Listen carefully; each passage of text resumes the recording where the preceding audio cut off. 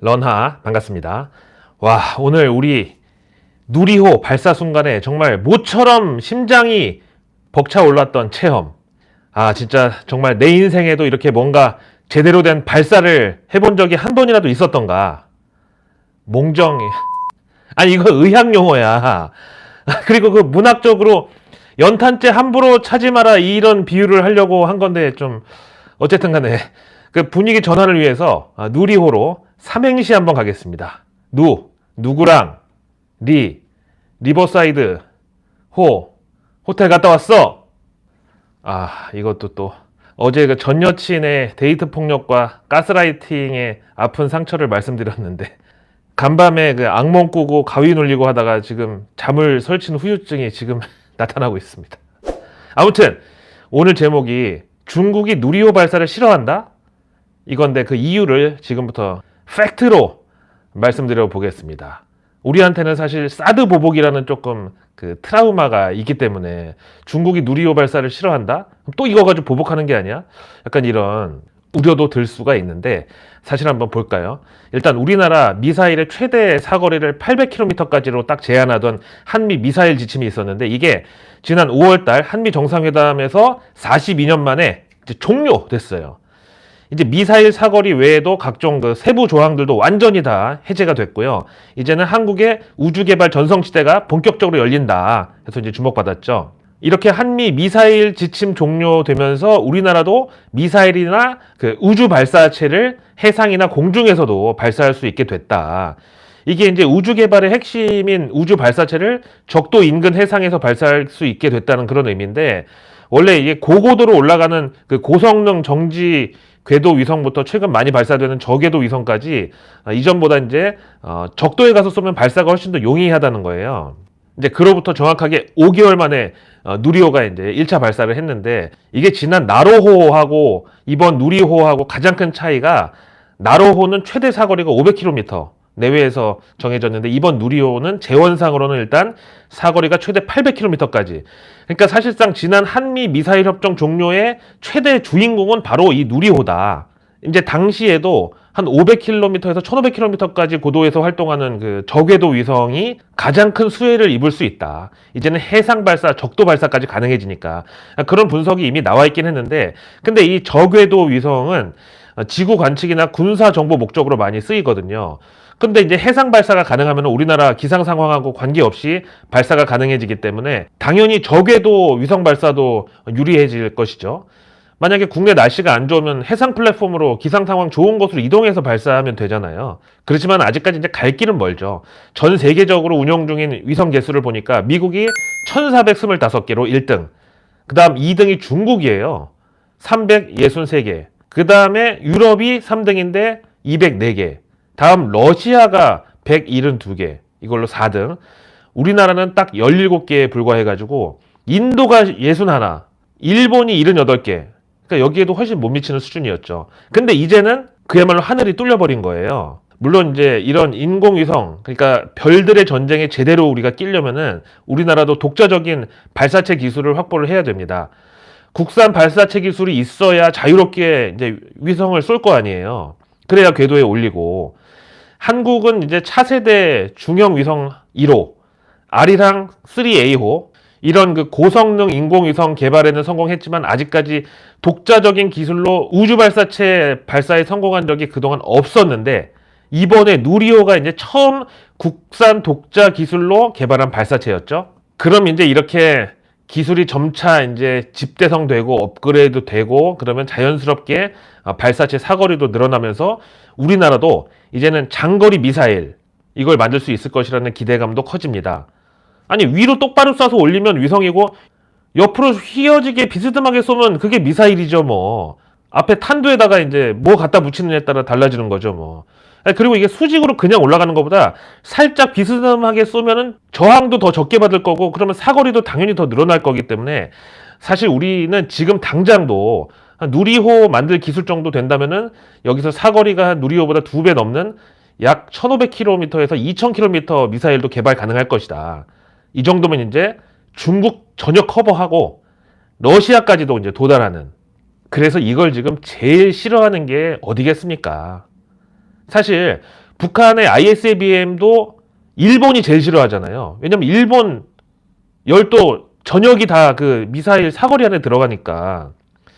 그래서 결국은 만약에 우리가 이런 기술 갖게 되면은 가장 또 껄끄러워하는 것은 북한은 제쳐두고 당연히 중국인데, 사실 지난 사드 배치 때 나타냈었던 어떤 신경질적인 반응, 그리고 좀 치사하리만큼 대놓고 한한령 발효시키고 막 사드 보복 운동 막 전개하고 그랬잖아요. 근데 만약에 이번에 어떤 사드급의 반감이 나온다고 생각하면 이건 조금 우리한테 우려가 되죠. 하여튼 그래서 이 미국이 이제 지금 미중 신경전이 거의 이제 한 3라운드 정도 들어갔는데, 이 와중에 이렇게 미사일 협정도 풀어주고 일종의 뭐 달 탐사 동아리라고도 할 수 있는 아르테미스 프로젝트에도 우리나라 참여시킨 게 다 그런 어떤 중국 견제의 이유다 이거죠. 중국 입장에서는 조금 신경이 거슬리는 거죠. 결국 지금 미국하고 중국 싸움 중에 이 모든 것들이 사실은 어떤 작은 톱니바퀴처럼 다 물려서 돌아가고 있는 것이다, 이런 얘기인데요. 그렇다고 우리가 무조건 비관만 할 필요는 없는 게, 원래 이게 엄마 아빠 부부싸움하고 서로 냉전 중일 때가 이게 애들한테는 아주 실속을 챙길 절호의 기회거든요. 약간의 이게 눈치나 어떤 타이밍, 센스만 잘 발휘하면은 평소 원하던 것을 다 차지할 수 있습니다. 저 어렸을 때 저희 엄마 아빠도 부부싸움 진짜 살벌하게 했거든요. 둘이 이제 싸워가지고 말 안 할 때 아빠가 저한테, 야, 너 엄마한테 가서 배고프니까 밥 좀 차리라 그래. 제가 엄마한테 가서, 엄마, 아빠가 배고프다고 밥 차려달래. 엄마가, 야, 배고픈 놈이 차려 먹으라 그래. 또 아빠한테, 아빠, 배고픈 놈이 차려 먹으래. 뭐? 이런 씨. 그때 제가 이제, 아빠, 피자 시켜 먹으면 안 돼? 그럼 아빠가, 야, 그래, 시켜. 누가 뭐 밥 안 차려주면 우리가 굶냐? 먹었어. 먹고 나서, 아빠 근데 나 지금 학원 가야 되는데 학원 진짜 가기 싫어. 이거 엄마가 맨날 억지로 가라 그래서 가는 건데 오늘 하루 빠지면 안 돼? 아빠가, 가지마. 그래, 학원 가지마. 그럼 아빠랑 어디 뭐 딴 데 놀러 가자. 아빠, 나 나이키 농구 하나 사주면 안 돼? 엄마한테 얘기했더니 엄마가, 그런 거는 월급쟁이 아빠가 있는 집에서는 못 사주는 거래. 했더니 아빠가, 뭐라고? 야, 지금 사러 가자. 나이키 농구화도 하나 샀어. 그 다음에 이제 다음날 아빠 출근했을 때 엄마한테, 엄마, 아빠가 주말에 시골에 성묘 가자는데 나 주말에 그냥 도서관 가서 공부하려는데 안 돼? 그래? 야, 그까지 성묘 가지마. 야, 조상이 돌봐서 우리가 지금 뭐 이렇게 뭐 얼마나 잘 산다고. 가지마 그까지 거. 알겠어. 하여튼 미국이 요즘은 어디 손 볼 때 미사일로 안 조집니다. 중국 담당 일진인 지금 미국이 중국을 손보는 방식을 잘 보세요. 일단 경제 제재하고, 그 다음에 당연히 이제 상장할 때 다 상장 심사 했을 거잖아요. 그렇게 해서 뉴욕 증시 올라가 있는 중국 기업들 무더기 퇴출시켜버리고, 그렇게 하면서 이제 어떤 중국 경제에 대해서 약간 경계감을 전 세계인한테 주입하죠. 그 다음에 이제 1대1로 이거 부실이다, 엉터리다 막 문제 키우고, 그 다음에 이제 코로나 같은 거, 이 중국 바이러스다 뭐 해가지고 전 세계를 피해자로 만들면서 어떤 여론과 반중국 연대를 조성했잖아요. 그러면서 꾸준히 또 이제 경제 제재, 그 여러 문제 제기, 인권 문제 이런 거, 그러면서 그걸 또 다 국제적으로 공론화 시킵니다. 그러니까 제재 전면에서는 미국이 빠지는 척하면서 또 이번에 중국을 제대로 급소 타격한 게 바로 호주를 이용해가지고, 호주에서 석탄 수출하는 걸 중국이 금수 조치 때릴 수밖에 없게 막 자존심 막 긁어가지고, 이런 상황에서 우리가 호주산 석탄을 떼면 이거는 진짜 벨도 없는 놈이다, 거의 이 정도로까지 몰고 가가지고 급소 타격했죠. 물론 이제 그 여파는 글로벌 전체 산업계, 원자재 시장, 그리고 미국한테까지 미칠 영향이 있겠습니다만, 일단 어디 조질 때는 이제 그런 걸 생각 안 하는 게 미국이잖아요. 하여튼 다양한 그 뒤흔들기 전략이 막 사용됩니다. 거기다가 또 대만 문제 막 자극해가지고 중국 흔들기 나서고, 지금 미국에서 하는 거 보면요, 진짜 이거에 대해서는 시진핑은 참을 수도 없고 참아서도 안 되고, 진짜 이거 그렇다고 안 참으면 뭐 미국하고 전쟁이라도 해야 되냐, 그런 곤란한 상황인데, 일단 중국은 아직까지 이제 공산당 지배 체제니까 이 어떤 1인의 절대 권력, 요 구조에서는 정권 유지를 위해서 어떤 끝없는 팽창 전술을 해야 됩니다. 예전에 히틀러도 그 독일 최고 게르만이 세계 제일이라고 막 그 외치면서 팽창 전술 끝에 결국은 전쟁까지, 세계대전까지 일으킨 거고, 일본에서 그 도요토미 히데요시도 임진왜란을 왜 일으켰어요. 하다못해 그리고 북한 정권도 정권 유지를 위해서 계속 팽창 전술을 지금 시전하고 있잖아요. 그 일환으로 이제 남한에다가 주기적으로 도발하는 거죠. 다만 이제 북한 입장에서는 진짜로 전쟁 나면은 이제 뭐 백두 혈통은 완전히 그냥 백두루마리 휴지처럼 이제 쓰레기통으로 가니까 이제 적당히 이제 힘 조절하면서 잽만 매기는데, 이제 그럼 북한 입장에서는 자꾸 이제 한반도 평화 외치고 이제 정전 선언을 내세우는 우리 지금 한국 정부가 좀 짜증날 수도 있고, 대신에 이제 적당히 좀 미워하는 척도 하면서, 그렇다고 아예 그냥 남북 관계를 벼랑 끝으로 몰고 가지 않는 기존의 그런 어떤 뭐 박근혜 정부 그 정도가 딱 또 마음에 들었을 수도 있죠. 어쨌든 중국은 미국을 적당히 견제하는 척만 하고 인민들의 어쨌든 지지를 확보하는 것 정도로 하고 싶은데, 미국이 이제 죽자사자로 만약에 달려든다고 하면은 여러 가지 스탠스를 고민할 수밖에 없는 단계죠.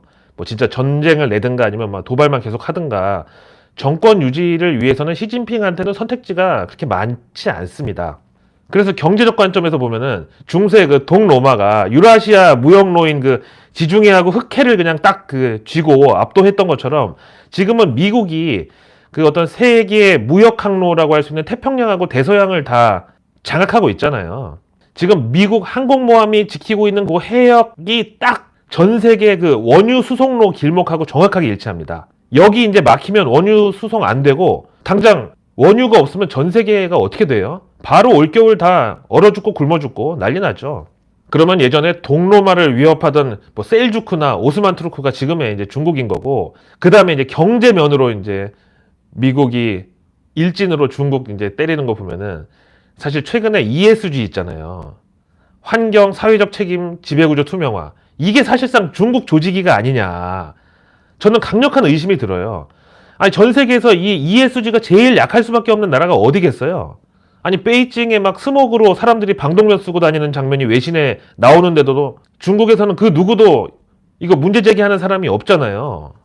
지금 중국 전국에 있는 강들 가운데서 한 90%는 상당히 심각한 오염 상태라고 합니다.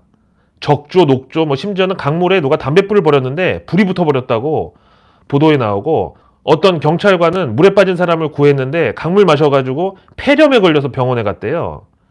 그럼 결국 이 물을 마시는 거는 중국 일반 인민 대다수잖아요. 중국 측에서 나온 자료를 보면은, 이거는 미국에서 뭐 중국 깔려고 만든 자료가 아니라 중국 내부 자료가, 중국 13억 인구 중에서 절반에 해당되는 한 5억 5천만 명이 월소득 1000위안, 우리 돈으로 18만 5천 원 미만으로 생활하고 있대요. 근데 여기다가 그 ESG를, 환경, 사회적 책임, 지배구조 투명화, 이 글로벌 스탠다드를 중국에 갖다 들이댄다고? 만약에 중국 기업들이 이 ESG를 철저히 이행한다, 그러면 진짜 중국 공산당 통치는 사실상 붕괴된다고 봐도 이거는 이상이 없죠. 앞에 말씀드린 대로 미국이 요즘은 그 미사일로 좁히지 않는다. 그렇다고 뭐 무력을 사용하는 전략이 아예 없느냐 하면 또 그것도 아닌 게, 미국이 그 아프간에서 빠지면서 위구르 탄압한 중국에다가 이제 탈레반을 갖다가 붙여줬잖아요. 통일교 결혼식에서 짝지어주듯이. 그래서 이제 이쪽에다가 테러 위협까지 추가시켜놓고, 거기다 서비스로 미국이 아프간에서 나갈 때 지네가 쓰던 무기 고스란히 그냥 다 슬그머니 놓고 나왔잖아요. 미국의 중국 때리기는 매우 정교하면서도 고차원적이다. 일단 지금 중국의 전력난은 조금 더 있으면 이제 식량난까지 번지고, 그럼 이제 진짜 중국 인민들은 거의 아편 전쟁 이후 최악의 시련을 서양으로부터 맞이할 수도 있다. 그렇다고 미국과 중국이 이제 벼랑 끝까지 가서 한 명 뭐 떨어져 죽든가 뭐 둘 다 굴러떨어질 지경까지 가거나 그러지는 않을 것이다. 다 이게 사실 정치 논리인데요. 워싱턴은 시진핑이 필요하고, 또 반대로 시진핑은 미국이라는 어떤 그 거악, 그들의 입장에서는, 아무튼 그 시진핑 입장에서는 워싱턴이 다 써먹을 때가 있습니다. 예전에 그 6.25 때 메가더가 이제 인천 상륙작전으로 서울 수복하고 이제 평양 치고 올라가가지고 거의 다 북진해가지고 이제 중국 땅 코앞까지 올라갔을 때, 원래 이제 메가더가 두만강 북쪽에다가 그 중국 땅에 리틀보이 원자탄 한 방 때리려고 하는 거를 당시 워싱턴에서 막았잖아요. 그 이유가, 야야야, 이제 거기까지 했으면 됐어. 거기 아예 없애버리면 안 돼. 걔네들 다 써먹을 때가 있단 말이야. 걔네들이 다 필요하다니까. 이게 이제 바로 어떤 군인과 정치인의 차이인 거죠. 자, 이번 한 주 동안 참 고생 많으셨는데 벌써 내일 한 주의 마지막 금요일입니다. 내일 뉴스 함께 살펴보겠습니다. 먼저 내일은 매주 금요일 날 있는 정부 일정인데 혁신성장 전략점검회의 겸 정책점검회의 겸 한국판 뉴딜 점검 TF 회의가 있습니다. 지금 위드 코로나 국면 전환을 앞두고 미 오프닝 쪽이 이제 다시 관심을 받고 있지만 그럼에도 불구하고 사실 언택트 테마에 연결되는 어떤 한국판 뉴딜 이쪽도 지금 옥석 가리기는 이미 시작이 됐습니다. 그 다음에 앞에 말씀드린 위드 코로나 관련해서 일상회복지원위원회가 역시 정부 주도로 열립니다. 요즘 레저 호텔 관광 카지노 항공 등등 일상회복지원위원회니까 그야말로 어떤 지원책이 있나 살펴보시고요. 그 다음에 내일 금요일 한중일 재무차관 및 중앙은행 부총재 회의 및 아세안 플러스 3국 재무차관 및 중앙은행 부총재 회의 결과가 공개됩니다. 일단 연준 테이퍼링을 앞두고 한중일 3국도 뭐 통화 스와프는 이미 어베일러블 하고요. 가급적이면 이제 어떤 자금 경색이 나타나지 않을 수 있는 대책을 공조해야 되겠죠. 그리고 내일 소재 부품 장비, 일명 소부장 경쟁력 강화 위원회가 또 정부에서 개최됩니다. 요즘 뭐 일본 소재로부터 자유롭게 국산화에 성공했다 이런 뉴스들 많이 나오는데요. 그 주인공들을 살펴보시고 그다음에 내일 대한민국 아동 총회 저출산 고령화 문제는 이제 하루 이틀 일은 아니지만 아동 복지 정책 관련해서 특히 이제 뭐 아동 학대나 이런 거는 거의 웨어러블 기기 내지는 위치 기반 서비스 이렇게 어떤 사물 인터넷으로 아이들을 케어해야 된다. 안 그래도 귀한 어린이들 어뷰징 당하게 놔두면 안 된다. 그래서 이제 오세훈 서울시장 예비 후보 시절에 자기가 서울시장 되면 전 서울 시민에게 웨어러블 기계를 복지 차원에서 보급하겠다고 해서 그때 당시에 이제 웨어러블 관련주들 급등했듯이 약간 그런 효과 기대해 볼 수 있겠고 그 다음에 내일 문체부에서는 2021 대한민국 공간문화대상 수상작을 발표합니다. 그 다음에 공정위에서는 2개 수입차 제조 판매업체의 배출가스 관련 부당 표시 행위 제재 이런 거 이제 자꾸 나올수록 우리 친환경차는 이런 문제가 없습니다 라고 반사이익. 그 다음에 내일 2021 코리아 세일 페스타 연계 행사 준비 상황 점검 간담회가 있습니다. 올해는 11월 1일부터 15일까지인데요. 일명 대한민국 쇼핑 주간. 이게 이제 올해는 위드 코로나 선언하고 맞물리는 시점에 개최가 되니까 지난해가 역대 1784개 참가 기업 수를 기록했는데 올해에는 2000개사 이상이 참가할 것으로 리오프닝 관련 백화점, 아울렛, 대형 유통업체 그리고 제조업체들도 수혜입니다. 내일 경제 일정은 비만 예방의 날 기념 정책 포럼. 이제 코로나 블루하고 연결된 게 또 코로나 이후 비만율이 높아졌다는 거. 이거 이제 바이오에 당연히 테마주 있고요. 그 다음에 내일 밤에 미국에서는 10월의 제조업 서비스업 PMI 지수, 미국의 주간 원유 채굴 장비 수, 그리고 독일과 영국의 10월 제조업 서비스업 PMI가 발표되는 그야말로 글로벌 PMI 데이입니다. 그리고 내일 금요일 증시 일정은 차백신 연구소가 드디어 신규 상장합니다. 여기는 이제 프리미엄 예방 백신, 치료 백신, 그리고 면역 치료제 연구하는 개발업체죠. 코스닥에 상장하고 그 다음에 내일 실적 발표 기업은 포스코 인터내셔널, 그리고 하나금융지주, 그리고 현대건설, 미국에서는 아메리칸 익스프레스 카드하고 월풀 실적이 공개됩니다. 대한민국 상위 1%들이 독점해온 그 정보들을 우리도 함께 정보 민주화로 공유하고 더 이상 장사치들에게 농락당하지 않는 자주적인 경제적 자유 달성을 위해서 함께 나아갑시다. 매일 저녁 7시 내일 뉴스 미리 보기 함께 해주시고요. 일요일과 수요일은 라이브로 여러분들께 인사드립니다. 이번 한 주도 고생 많으셨습니다. 고맙습니다.